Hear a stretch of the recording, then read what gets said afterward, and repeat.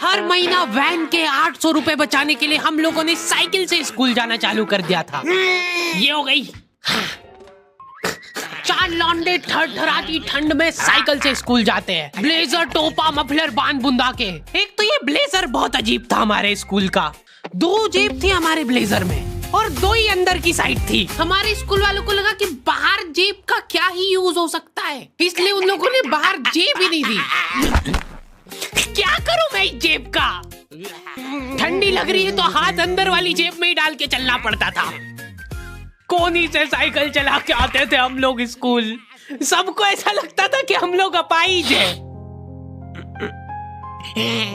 और फिर एकदम से हम लोग हाथ बाहर निकाल लेते थे।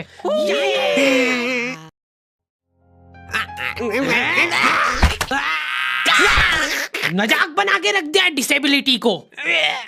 अपाहिज लोगों की रिस्पेक्ट कम हो गई थी हमारी वजह से, लेकिन लड़कियां खुश हो गई थी इस इनोवेशन से।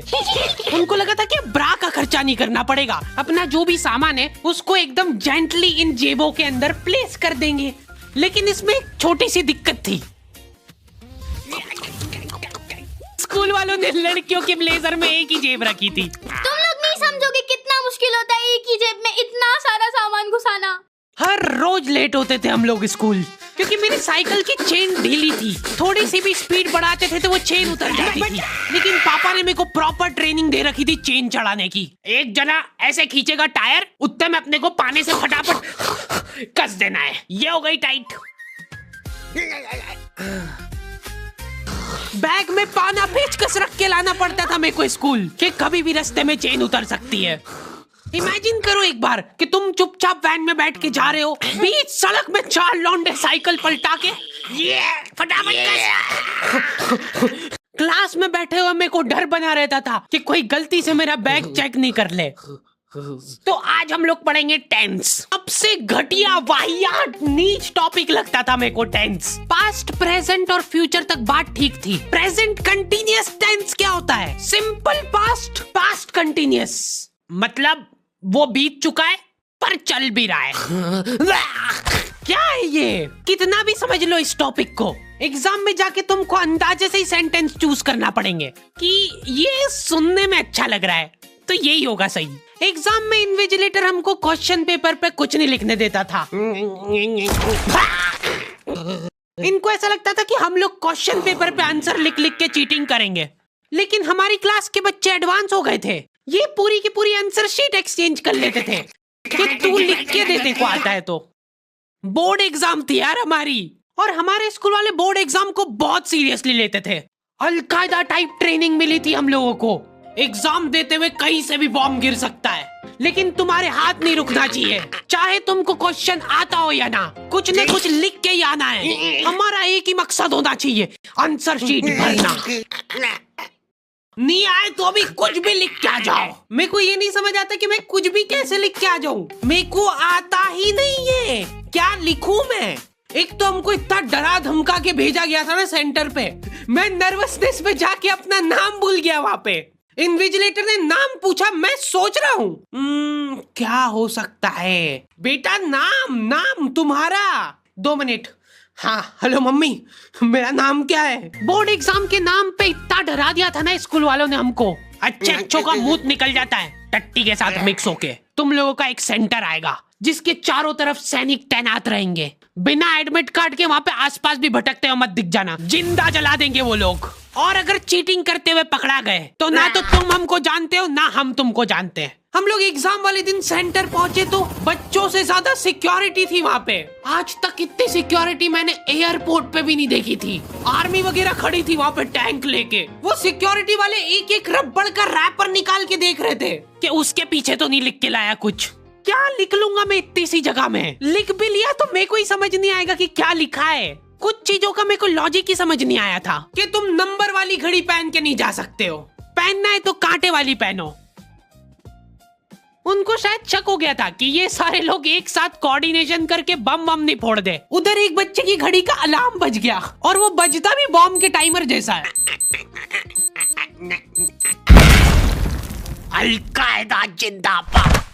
जिस पाउच में तुम सामान ला रहे हो वो भी ट्रांसपेरेंट होना चाहिए। मेरे बैग में से इनको पाने पेचकस मिले थे, क्या जवाब दूं मैं इसका कि क्या यूज में आते हैं ये? उनको वहाँ पे डेमो करके बताना पड़ा कि ये यूज में आता है ये सब आइटम। फिर बाकी बच्चों ने भी कंफर्म करा कि हाँ देखा तो है हमने इनको रास्ते में ये हरकत करते हुए। ये सब देख के उन्होंने मेरे पाने पेचकस तो हाथों हाथ नाली में फेंक दिए थे। हमारे एक साथी की जेब में से ड्रग्स बरामद हो गए थे। अरे ड्रग्स नहीं है, ये इनहेलर है। इसको ऐसे सूंघते हैं, नाक बंद होती है तो नाक खोलने के बाद भी अगर तुम इनहेलर को पूरी ताकत से सूंघते हो, आंखें दिमाग में ठंडक हो जाएगी तुम्हारे। वो बच्चे नहीं होते जो पूरा साल टाइम पास करते और एग्जाम के एक दिन पहले पढ़ के एग्जाम देने आ जाते हैं। वो बनने की मैं कोशिश ही कर पाया था। सिर्फ मैंने सोचा था आखिरी रात मेरी है, रात भर मैं पूरा सिलेबस चाट जाऊंगा, पर मैं एग्जाम के एक दिन पहले ही बीमार पड़ गया। सर्दी हो गई मेरे को, तो मैंने सोचा ठीक है अभी थोड़ा रेस्ट करते, सुबह उठ के पढ़ाई करेंगे। नाक बंद हो गई भाई, नींद ही नहीं आ रही है। फिर पापा आके मेरे को ट्रिक बताते हैं कि अगर राइट वाली नाक बंद हो रही है ना तो लेफ्ट साइड करवट करके सो जा, फिर गहरी सांस ले, तो ये जो है ना राइट वाली खुल जाएगी और लेफ्ट वाली बंद हो जाएगी। फिर लेफ्ट वाली अगर खोलना है तो राइट साइड करवट करके सो जा। पूरी रात करवटें बदलता रह गया मैं। सुबह रास्ते में जाते जाते पढ़ रहा हूँ मैं, क्योंकि बाकी बच्चे भी यही कर रहे थे। बच्चों को लग रहा है कि भाई जितना हम लोग साल भर में नहीं पढ़े उतना हम लोग रास्ते में जाते हुए पढ़ लेंगे। रास्ते में ऐसे कॉपियां लेके घूम रहे जैसे इनसे ज्यादा पढ़ाकू कोई हो ही ना। सुबह हम सब लोग सेंटर लेट पहुंचे क्योंकि साइकिल की चेन उतर गई थी, तो रास्ते में वो कर रहे थे। और क्वेश्चन पेपर भी लेट हो गया था उस दिन। क्वेश्चन पेपर Z+ सिक्योरिटी के साथ आता था। 10 बॉडीगार्ड लेके आते थे एक जरा सा पार्सल।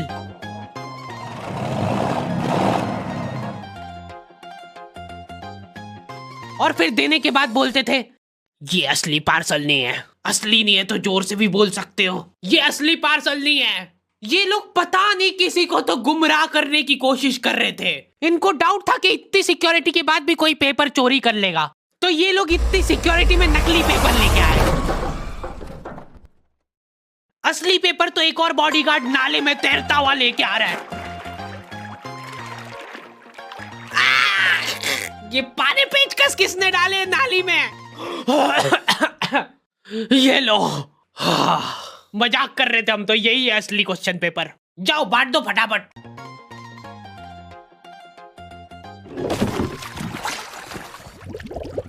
ये अपना आपस में एक दूसरे को गुमराह कर रहे थे। एक बार बस सोच के देखो कि ये सारी हरकतों के बाद भी अगर पेपर लीक हो गया, सोचो एक आदमी टेलीग्राम पे क्वेश्चन पेपर बेचने लग गया था, वो भी एग्जाम के महीने भर पहले से, तब तक क्वेश्चन पेपर बना भी नहीं था। तो अब जो आदमी हमारा क्वेश्चन पेपर सेट करने बैठा, उसने सोचा कि उसका काम इजी हो सकता है, क्यों ना थोड़ा सा स्मार्ट वर्क कर लिया जाए। उसी ने सबसे पहले वो फेक क्वेश्चन पेपर खरीदे और वैसे के वैसे चेप दिए। जिसने पेपर लीक करा था वो खुद सोच में पड़ गया कि ये कैसे हो गया। एग्जाम खत्म होने के बाद इन्विजिलेटर को बहुत मजा आता भाई कॉपियां छीनने में। एक सेकंड भी किसी को ज्यादा नहीं मिलना चाहिए। बस एक बार टाइम ओवर होने के बाद कैसे लिखा तूने? एक बच्चे ने खुद से कॉपी दे दी तो इनको डिसरिस्पेक्टफुल महसूस हो गया था। उसको वापस से कॉपी दे दी कि लिख ले थोड़ी देर और। जैसे ही लिखने लगा वापस छीन ली। ओके, तो दी एंड हो चुका है। पिछली बार मैंने तुम लोगों को 2.5 लाख लाइक का एम दिया था, जो कि तुम लोगों ने बहुत आसानी से कर दिए थे। तो इस बार एम रखते 3.5 लाख लाइक्स का। जैसे तुम लोग 3.5 लाख लाइक का एम कंप्लीट करोगे, अगला एपिसोड में सीधा अपलोड कर दूंगा। मिलते हैं नेक्स्ट वीडियो में।